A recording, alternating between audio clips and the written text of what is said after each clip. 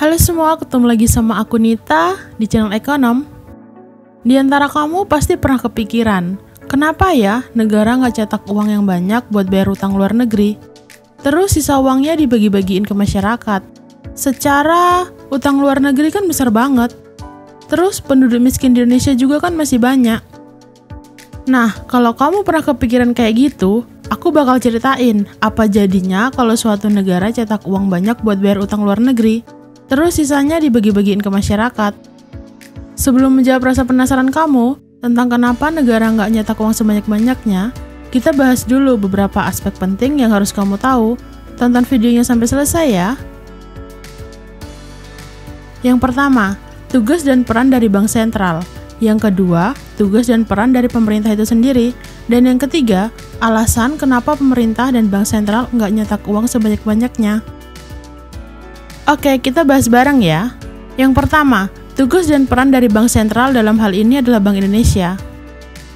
Sebagai Bank Sentral, Bank Indonesia mempunyai satu tujuan tunggal, yaitu mencapai dan memelihara kestabilan nilai rupiah, serta kestabilan nilai rupiah yang mengandung dua aspek, yaitu kestabilan nilai mata uang terhadap barang dan jasa, serta kestabilan terhadap mata uang negara.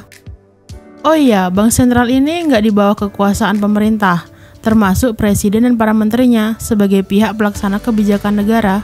Artinya, semua kebijakan yang diambil oleh Bank Sentral itu berdiri secara independen dan bebas dari campur tangan pemerintah maupun pihak-pihak lain, sebagaimana diatur sama Undang-Undang Nomor 23 Tahun 1999 tentang Bank Indonesia. Yang kedua, tugas dan peran dari pemerintah. Di negara yang demokratis, presiden berperan sebagai pelaksana atau eksekutif dalam menjalankan pemerintahan bareng sama para menterinya. Dalam pengelolaan negara, khususnya di bidang ekonomi, presiden dan para menteri sebagai pihak eksekutif hanya bisa membuat kebijakan fiskal. Kebijakan fiskal itu apa sih? Gini, kebijakan fiskal itu adalah semua bentuk kebijakan yang berhubungan sama penerimaan dan pengeluaran anggaran belanja negara. Misalnya nih, penyelenggaraan proyek pemerintah, pelonggaran pajak, dan lain-lain. Nah, pemerintah tidak bisa mengintervensi kebijakan moneter yang ditetapkan oleh Bank Indonesia selaku Bank Sentral di Indonesia. Dari yang udah aku jelasin tadi, posisi Bank Indonesia itu jelas bukan bagian dari lembaga eksekutif negara, kayak presiden maupun para menterinya. Jadi, untuk hutang luar negeri itu adalah tanggung jawab dari pemerintah. Sedangkan urusan menyetak uang, menjaga kestabilan nilai rupiah adalah tanggung jawab dari Bank Sentral. Di mana kedua lembaga ini tuh nggak bekerja sama, jadi pemerintah nggak bisa meminta uang kepada Bank Sentral secara langsung. Misalnya nih, pemerintah itu bekerja sama dengan Bank Sentral untuk membayar hutang luar negeri. Bank Sentral tidak bisa langsung mengirimkan uang ke pemerintah. Ada cara lain yang bisa dilakukan, yaitu pemerintah menerbitkan surat utang negara, sedangkan Bank Sentral memberikan uang kepada bank komersial untuk bisa membeli surat utang negara tersebut. Kalau cara ini dilakukan, pemerintah bisa melunasi hutang luar negerinya, tetapi berganti jadi hutang dalam negeri. Itu berarti sama aja kan pemerintah tetap berhutang. Karena itu, mencetak uang banyak untuk membayar hutang bukan solusi yang bagus. Yang ketiga, alasan lain kenapa Bank Sentral tidak bisa mencetak uang untuk melunasi hutang negara adalah dapat menurunkan nilai tukar mata uang. Kok bisa gitu ya?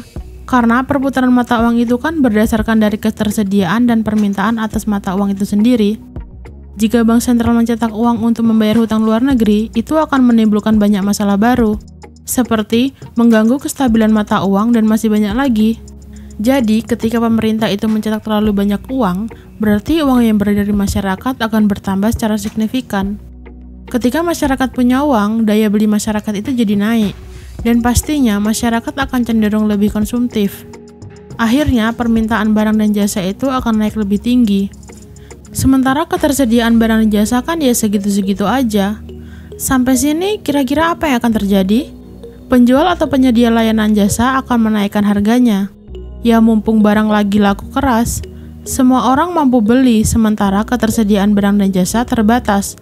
Pada akhirnya pedagang akan naikin harga. Nah, fenomena kenaikan harga ini kalau dalam ekonomi dikenal dengan istilah inflasi. Coba kamu perhatikan deh, setiap hari-hari besar seperti Lebaran, pasti harga-harga barang itu naik. Karena di saat Lebaran, masyarakat itu akan lebih banyak punya uang, karena dapat THR. Kita bisa lihat kok dari tingkat inflasi yang selalu memuncak ketika puasa sampai setelah lebaran. Hal yang sama juga akan terjadi kalau pemerintah nyetak uang banyak terus uangnya dibagi-bagiin ke masyarakat. Coba kita bayangin aja deh, THR aja bisa bikin angka inflasi jadi naik. Apalagi kalau pemerintah nyetak uang banyak terus dibagi-bagiin ke masyarakat. Kenaikan harga semakin nggak terbendung dan nilai mata uang kita tidak bernilai lagi. Meskipun secara nominal uang kita banyak, tapi nilai uangnya itu semakin turun karena harga barang dan jasa juga naik gila-gilaan. Untuk itu, dalam mencetak uang, Bank Indonesia dan pemerintah itu nggak bisa asal-asalan begitu saja. Perlu perhitungan dan penelitian yang dilakukan dan diprosesnya itu nggak sebentar. Butuh berbulan-bulan bahkan bertahun-tahun.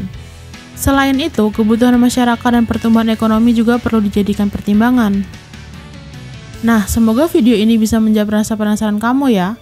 Kalau kamu suka dengan video-video di channel ini, silahkan subscribe biar kamu nggak ketinggalan konten-konten terbaik dari kami. Sampai jumpa di video-video selanjutnya.